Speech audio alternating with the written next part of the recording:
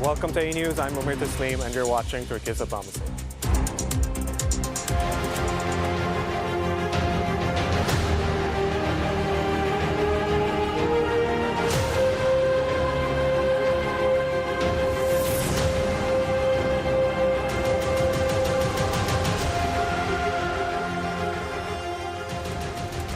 Tufan Erhurman's victory in the TRNC elections marks not only a new era for Northern Cyprus, but also a diplomatic win for Turkey. Ankara welcomed the result, reaffirming its support for the Turkish Cypriot people. Meanwhile, Turkey and Germany are deepening cooperation on defense and economic fronts following high-level talks in Ankara. And President Erdogan is once again warning Israel over Gaza, urging vigilance as the ceasefire faces renewed strain.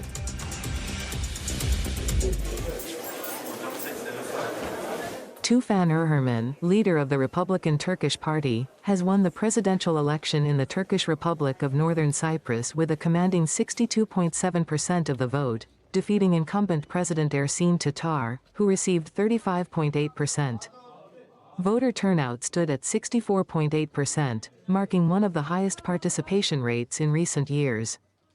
Tatar, who ran as an independent candidate, conceded defeat late Sunday, while Erhurman thanked voters for choosing unity, democracy, and progress in his victory address. Let no one have the slightest concern. All foreign policy issues will of course be addressed and conducted in consultation with the Republic of Turkey. Social peace and security will remain our primary concern. These will of course be among our most pressing concerns. He completed his education at Turkish Marif College in 1988 before earning a law degree from Ankara University in 1992. His doctoral thesis focused on non-judicial oversight and the ombudsman system. He entered politics in 2013 when he was elected as a Lefkoşa MP for the Republican Turkish Party. Erhurman became party's Secretary General in 2015 and party leader in 2016, before serving as Prime Minister of a quadruple coalition government formed in 2018. With this victory, Erhurman is expected to focus on strengthening governance, advancing peace talks, and deepening ties with Turkey, while addressing economic challenges and international recognition issues facing the TRNC.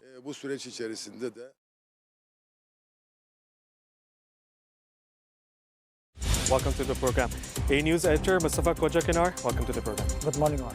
Mustafa, let's start with the elections in the Turkish Republic of Northern Cyprus. Now, Tufan Erhurman, who is the leader of the Turkish Party, he won the elections yesterday, a defeat for Ersin Tatar. As we were discussing last week, we were talking about this, who's going to win, who has more chances.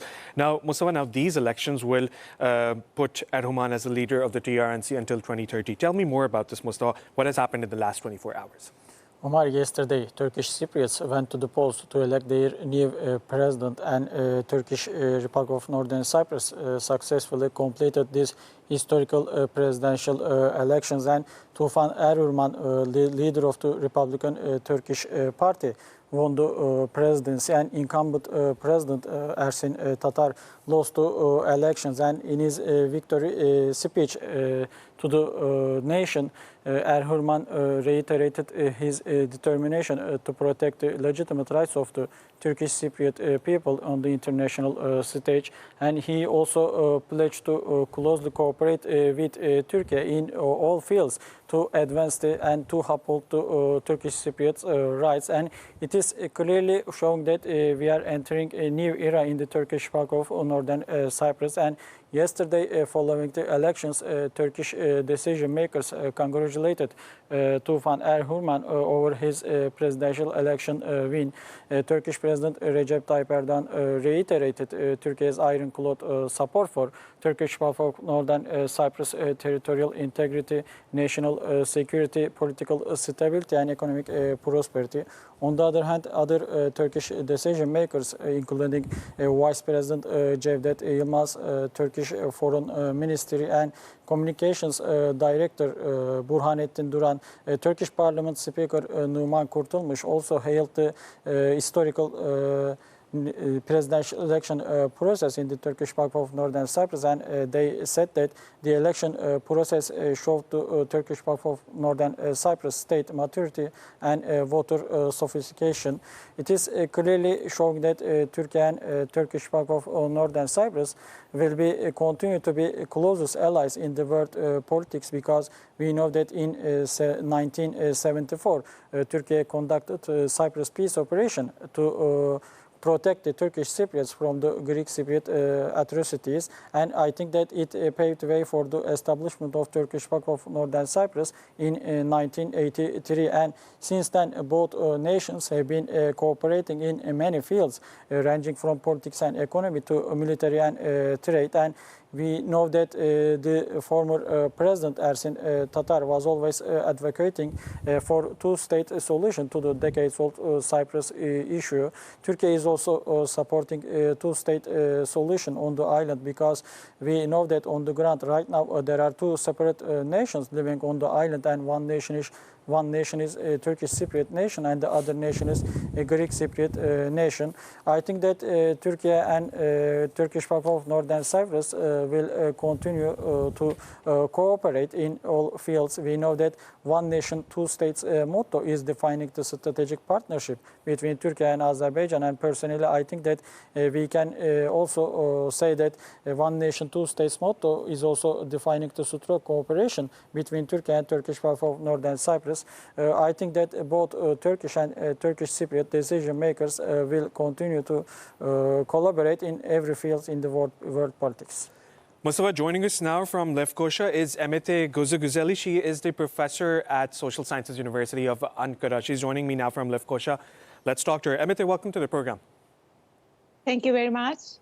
Emete, I want to start with Tufan Erhurman. Tell me, what has he promised the Turkish Cypriots? How are you looking at the latest developments? This is the start of a new era. Tell me more about this. Yes, it's the election of the Tufan Erhurman marks a new chapter for the Turkish Cypriots, because his victory shows that the people's wish to calm leadership and dialogue and balance inside the country. And then we have seen also the result is clear that TRNC also will continue to close to Ankara, because we have seen that President Tufan Erhurman made a statement that he will move in harmony with Turkey. This is very important message, and it is signs both and abroad. Many messages, like it shows that despite the political change, the TRNC will continue to see Turkey as the guarantor, as the strategic partner, and it will be more closest during this period with Turkey. And as a result, we can see in the coming months, we can expect closer coordination between Ankara and Lefkoşa on regional developments, as well as on the Cyprus issue. And this message call for continuity and unity, because both sides accept that it's a national cause. So that's why it's not important who win the election of the president status in the TRNC. It's a tradition, and it's an Turkish Cypriots, of course, see Turkey as a big power for guarantor, as an important actor in the Eastern Mediterranean. And the only actor is providing the peace and stability in the island and entire of the environment of the Eastern Mediterranean. So it is very important, and President Erhurman knows it very well. But of course, during the process, we will see all the details, especially if we look at the entire of the Eastern Mediterranean crisis, or some disputes of the maritime delimitation or other subjects. We will see what he will act. Is there any unity or any conflict? But for now, everything is very clear. He's giving more he shows his goodwill. He wants to pursue the relations with Turkey, because Turkey is that the guarantor power and the inevitable actor for Turkish Cypriots. Emete, of course, now there's Greece as well and the Greek Cypriots. How is Greece evaluating these elections? Actually, they celebrate the President Erhurman, and they are so happy because they guess that Turkish Cypriots give up its two equal sovereignty thesis.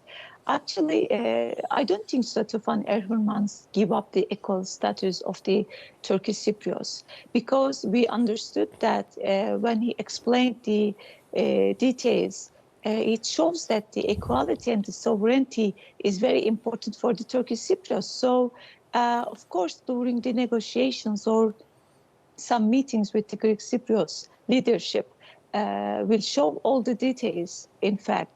But the Greek Cypriot side guess that this process will provide a new federal solution for them. But there is big dispute, big challenges, different political analysis between both sides, because Turkish Cypriots made different comments on federalism, and the Greek Cypriots made different comments. The Greek Cypriots always see federalism or unification of the Cyprus is an only chance for them to become a single actor in the island, and they see always Turkish Cypriots as minority. So that's why there is no solution until now. That's why we haven't any solution. But Turkish Cypriot side says federalism, but it is not means they will accept the minority status.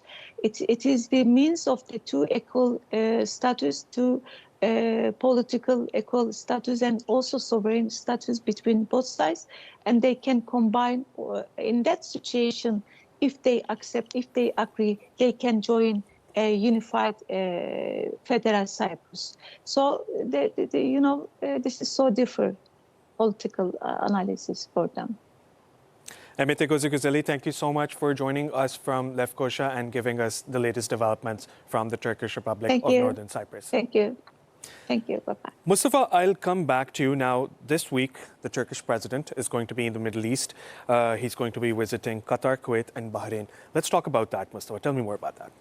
Omar, Turkey has been always calling for regional solutions for regional problems, and within this context, Turkish President Recep Tayyip Erdogan is said to pay an official visit to three countries in the Middle East to strengthen Turkey's bilateral or multilateral cooperation with these countries. We know that Turkey played an important role in advancing US-sponsored Gaza peace deal, and last week Turkish President Recep Tayyip Erdogan went to Egypt to participate in the historic Gaza Peace Summit, and since then there has been a fragile ceasefire between Israel and Hamas right now, and we can clearly say that there is a delicate balance between regional and international stakeholders right now, and I think that it is up to Turkey to mediate or facilitate peace negotiations among regional and international stakeholders.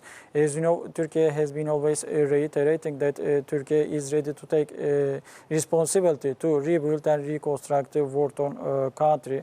On the other hand, on Saturday, Turkish Foreign Minister Hakan Fidan said that Turkey can be a guarantor for a future Palestinian state, and it is clearly showing that Turkey is doing whatever is necessary to bring long-standing peace and stability to the Middle East. Within this context, this week, three countries will welcome President Recep Tayyip Erdogan. I think that Turkish and Arab decision makers will discuss all aspects of bilateral or multilateral cooperation between Turkey and these countries, and they will absolutely exchange views on the latest geopolitical situation in the Middle East. I hope that there will be unity and solidarity among regional countries in the Middle East if they want to deal with the security problems caused by the Israeli security forces, because Israel is not only threatening Palestinian people living in the occupied territories, they are also targeting other countries countries' territorial integrity and political sovereignty.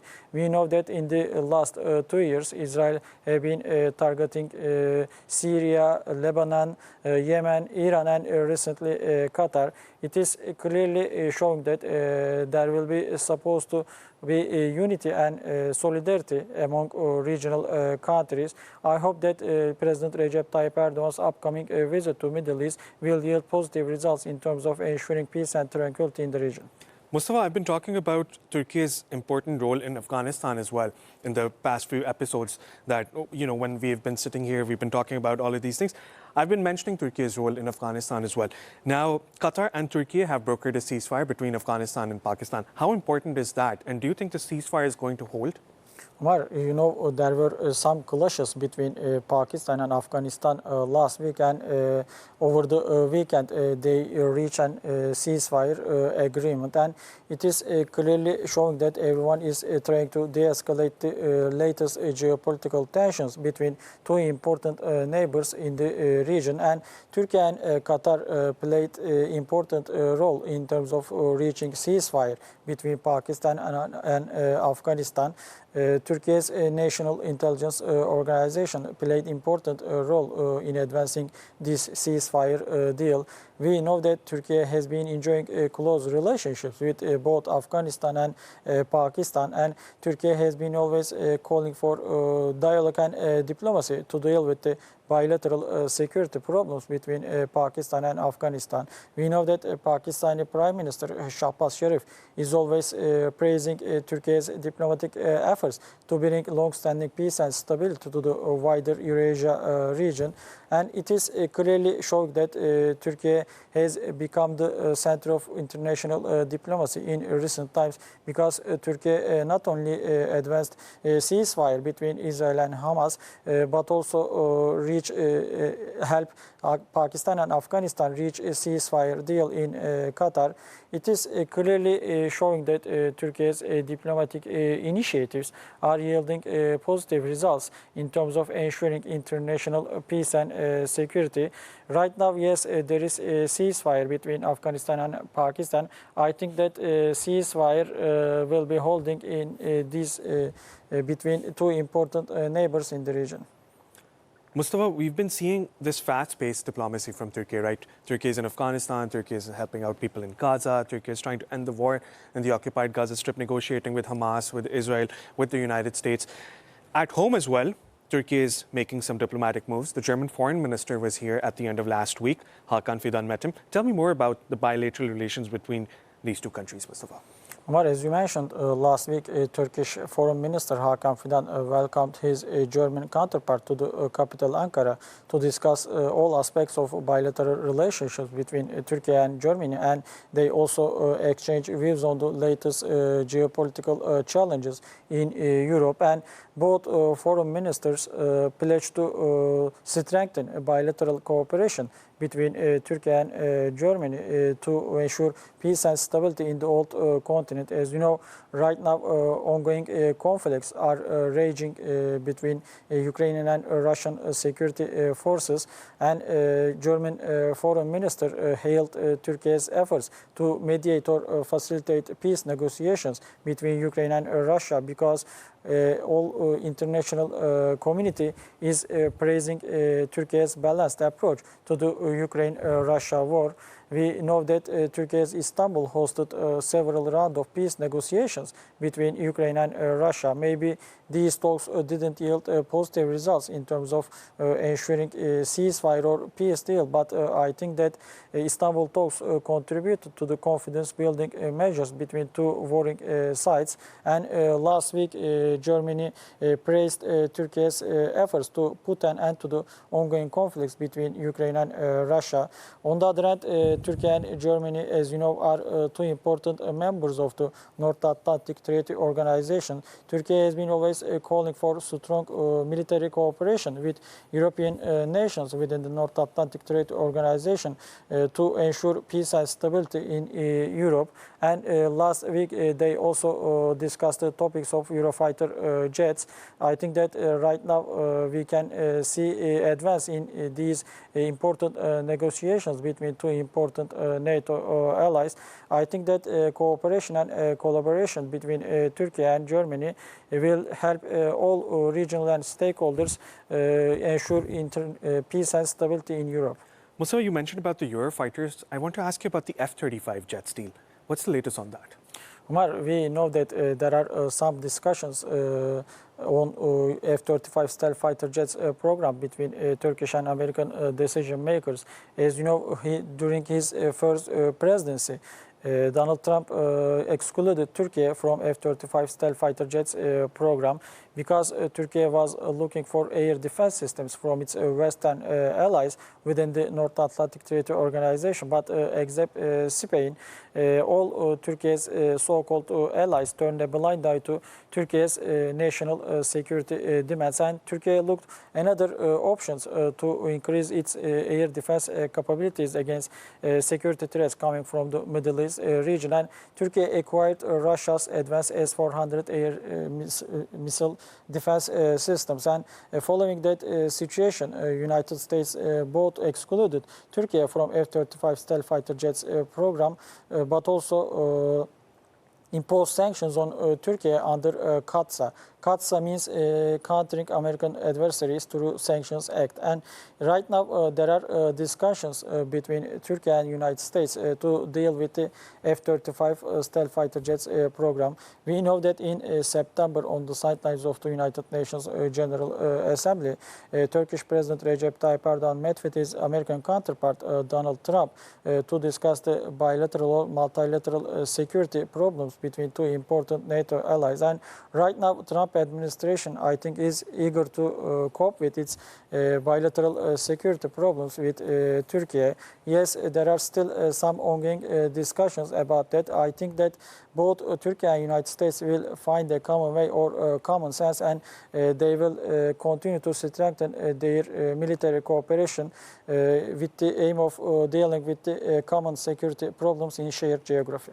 Mustafa, over the weekend, President Erdogan also warned Israel again to resume the supply of aid through the routes that had been blocked over the last 2 years. Now, Mustafa, how important is Erdogan's message? How important is Turkey's message at this time? Because we don't know actually if the ceasefire is going to hold, because Israel has been attacking the Palestinians in the occupied Gaza Strip. Multiple areas have been attacked. Over 40 people have been killed as well. So what did he say over the weekend, and why was this message so important? Right now it is evident that there is a delicate balance in the occupied Palestinian territory, Gaza Strip. Yes, a fragile ceasefire is still holding between Israel and Hamas, but both Hamas and Israel accuse each other of violating a US-sponsored peace deal. And since the very beginning of the crisis, Turkey has been always warning against Israeli provocations and violations in the region. Yes, Turkey praised Trump's sponsored Gaza peace deal, but Turkey is aware of the fact that Israel can violate a ceasefire deal at any time. And over the weekend, we saw that Israel violated a ceasefire deal, and they attacked Palestinian people living in the occupied Gaza Strip. And Turkey has been always calling upon the international community to take decisive steps against Israel, because Israel can violate a ceasefire agreement at any time, because United States is also giving a green light to Israel to strike a new military operation in the region. Last week, Donald Trump threatened Hamas about upcoming Israeli strikes. Over the weekend, Marco Rubio also said that there is intelligent report that Hamas will violate the ceasefire agreement. But on the ground, we can clearly say that Israel is eager to violate a U.S.-sponsored peace deal. That is the reason why all Turkish decision makers, President Recep Tayyip Erdogan and Foreign Minister Hakan Fidan, have been always warning against Israeli provocation and violations. I think that Israel will keep its promises under the ceasefire deal, and we will be able to see peace and stability in the Middle East. Mustafa, thank you for that analysis. I'll be right back with you. Thank you, Mar. Hamas has accused Israel of violating the U.S.-backed ceasefire agreement in Gaza after a series of deadly Israeli airstrikes hit Deir al-Balah on Sunday, marking the most serious test yet to the fragile truce that took effect on October the 10th.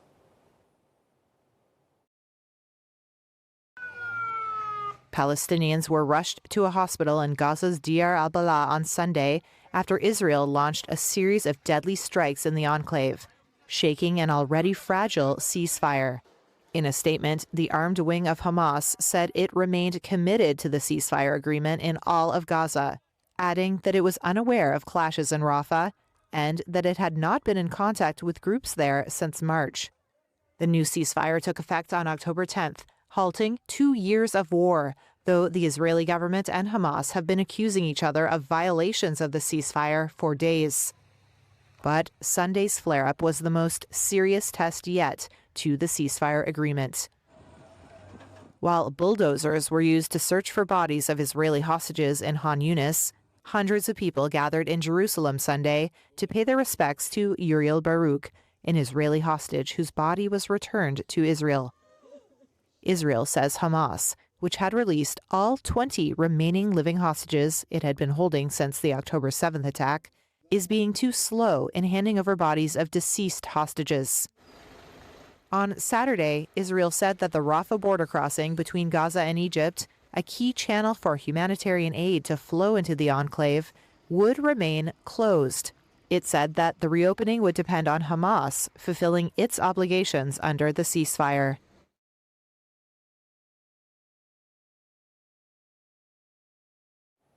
Joining me now from the Iranian capital is senior Mideast political analyst Yusuf Jalali. Yusuf, welcome to the program.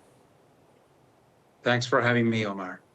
Yusuf, firstly, let's start with what's happening in the occupied Gaza Strip. Now, Israel blocked the essential humanitarian aid that was intended for the Palestinians, for the war-torn Palestinians, but then it has resumed. It has unblocked all the roads, all those routes, and now humanitarian aid is back in Gaza, but still it's very less. How are you looking at the latest developments? Of course, if this situation continues, then we have to anticipate more such violations on the part of the Israelis to launch further attacks. And the fact that it holds the key to those border crossings, whenever it wishes to, it can block the access of the humanitarian aid into those people. This is a major gap. Of course, in order to get a sense of this situation, we need to review what happened and what got us here. Of course, as your report accurately reported, you said your report also suggested that the most serious incident took place on Sunday. What we saw on Sunday was a report by the Israelis that 2 Israeli soldiers came under gunfire and anti-tank missile attacks in the Rafah area. Of course, these are just claims, Hamas said, and denied any kind of involvement in this incident, saying that they didn't know about it. They were not aware of what happened. They even said that they have lost actually contact with the Rafah area since March. So these things and these allegations, of course, statements by Hamas show that Hamas is not interested in resuming the conflict. Hamas is not interested in violating the agreement. But despite that, we see that Israel went ahead and launched this aerial campaign against Gaza, targeting 100 points, killing again dozens of Gazans, civilians, and targeting the Hamas infrastructure on a perceived Hamas violation of the agreement. So even without confirming that Hamas was actually involved in that specific incident. But of course, What we're looking at here are some reports that also suggest that Hamas was not, third-party reports by some news outlets suggest that Hamas was not involved. Some unconfirmed reports suggest that it was an Israeli bulldozer running into unexploded Israeli bombs that caused this incident. Those same reports also suggest that the United States informed Benjamin Netanyahu about what caused the incident and forced him into reopening those border crossings. But what we're looking at here, Omar, is not the incident itself. It's something beyond the incident itself. What happened on Sunday tells you more about the integrity of the ceasefire agreement, the U.S. brokered ceasefire agreement itself, rather than who is to blame for that specific incident. Because apart from the fact that whether or not Israel is right to blame it on Hamas, or was it actually Hamas who's behind that incident or not, this reveals some major gaps about this ceasefire agreement itself. First and foremost, are these following two gaps. First is whether or not this same ceasefire agreement give Hamas the same level of impunity to launch such a brutal and savage attack against Israel if it finds Israel in violation of this same ceasefire agreement. So this is very important, that the agreement should not be one-sided, should not be worded or phrased in a way that favors the interests of one side of the bargain here. The second and the most important part is the humanitarian needs. The humanitarian needs and the humanitarian aid should not be used as a political tool by Israel, should not be used as leverage or bargaining chip. What we saw is that Benjamin Netanyahu was quick to pull the plug on the flow of humanitarian aid as soon as he found out that there's been a perceived violation, and even not confirmed. He went on and launched those aerial campaigns and resorted to halting and blocking the humanitarian aid for Gazans who have been waiting for 2 years for such a day to come to get their hands on much needed humanitarian assistance from those border crossings. So these two major sticking points tell you more about the integrity of this deal. It shows that it is not not impartial, and it shows that the United States is not a reliable mediator in this specific conflict. Yusuf, we're well aware of the dynamics of the ceasefire, and we know it's a very fragile one. What measures could the United States take right now to save this deal from collapsing? Well, first of all, Donald Trump, the U.S. president, said and posed himself as the savior for a 3,000-year-old conflict. He said that he's going to solve a conflict that has been continuing for 3 millennia. But of course, he needs to avoid making some public assumptions about one side of the conflict, Hamas, namely Hamas. Over the past days, we've been seeing Donald Trump making some assumptions, public judgments about Hamas being in violation of the agreement, especially when it comes to disarming Hamas. He has been asked by reporters multiple times that what you would do with regards to disarming Hamas.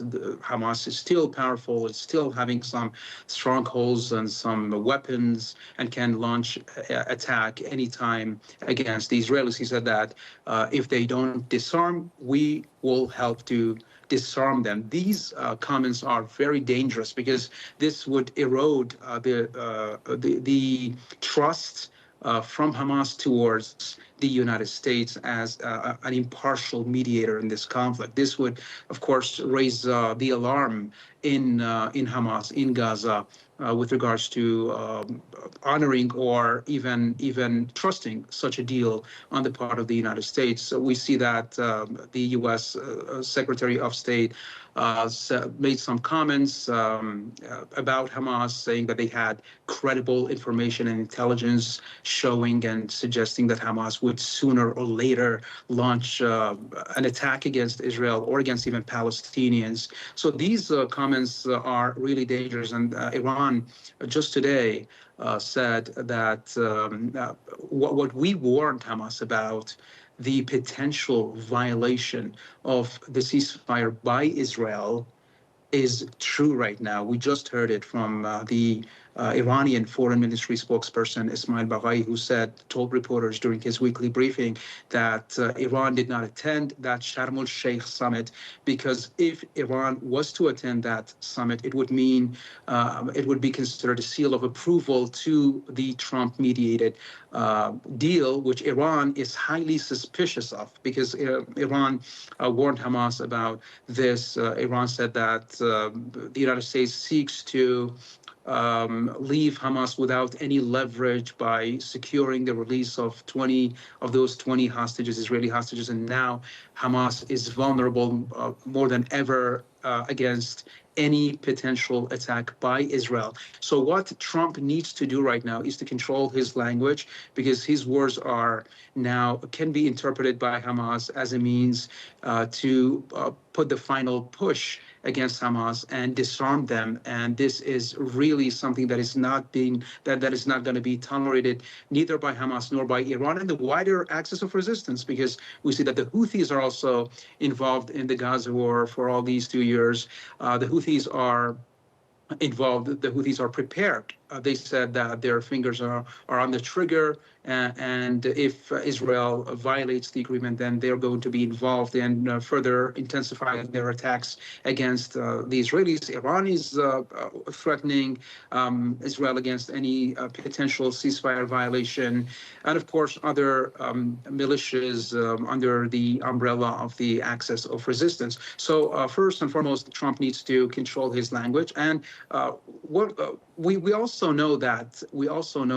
know that Benjamin Netanyahu favors the perpetuation of the conflict because as an off ramp from his domestic pressure.